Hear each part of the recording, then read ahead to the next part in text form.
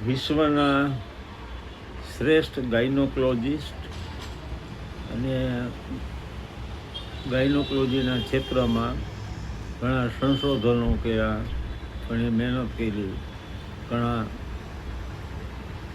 પ્રશસ્તિ પત્રો લખ્યા, સંશોધાત્મક લેખો લખ્યા, જે આજે આપણને સૌને ઉપયોગી થાય છે.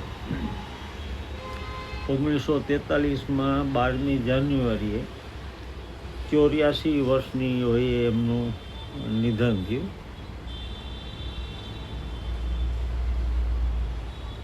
આ કે જેમને વિશ્વ ઉપર બહુ મોટી કૃપા કરી, અને કહેવાય છે કે 550થી વધારે લેખો એમણે જે લખ્યા છે એ આજે પણ સંગ્રહિત કરવામાં આવ્યા છે અને ઘણાને ઉપયોગી થાય છે. આ હતા ડૉક્ટર હાર્વર્ડ કેલી.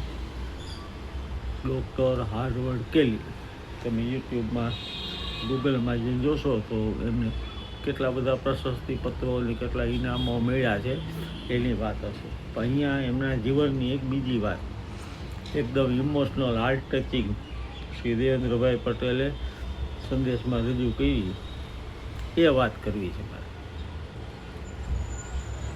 એક નાનો બાળક, આર્થિક સ્થિતિ ઘણી નાજુક, સ્કૂલે જાય અને બપોર પછી home to home, door to door, ઘરે ઘરે જઈને કંઈક ને કંઈક વેચે.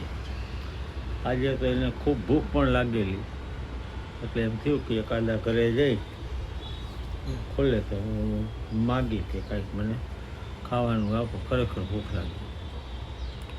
એક જ્યારે જગ્યાએ ડોર બેલ મારે છે, એક યુવતી બારણું ખોલે છે.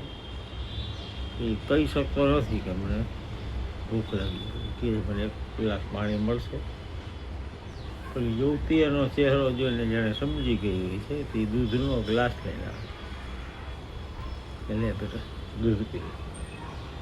ત્યાં બેસી અને દૂધ પીવે છે, આભાર માને છે અને પછી નીકળી જાય.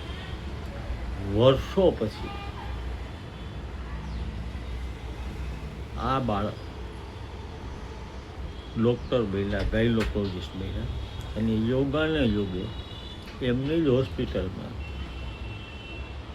એક અસાધ્ય રોગથી પીડાતા આ વ્યક્તિને, જે સ્ત્રીએ એમને મદદ યુવતીએ કરી હતી, એક ગ્લાસ દૂધ આપી, એમને અહીંયા દાખલ થવાનું થાય.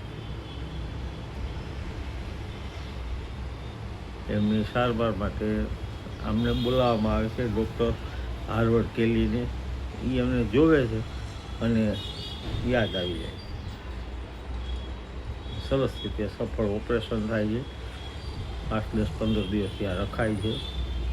ઓલી યુવતીને એમ થાય છે કે આટલો બધો ખર્ચ બિલ આવશે તો મારે તકલીફ પડવાની છે, આટલું બધું બિલ હું ભરી નહીં શકું, એના માટે મારે ઘણું વેચી દેવું પડશે.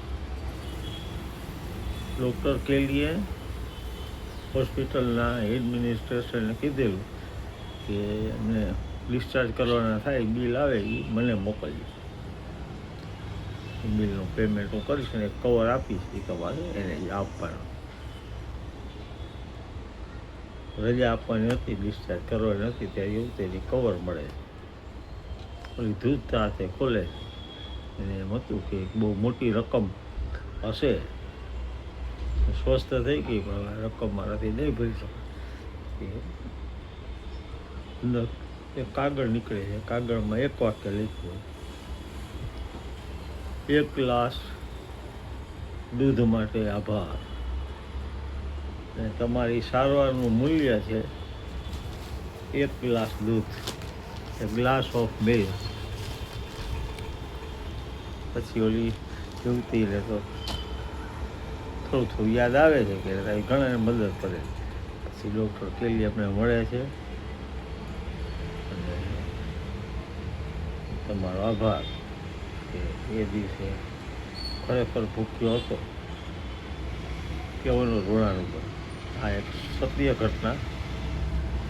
આના પછી શીખવા જેવી વસ્તુ એ છે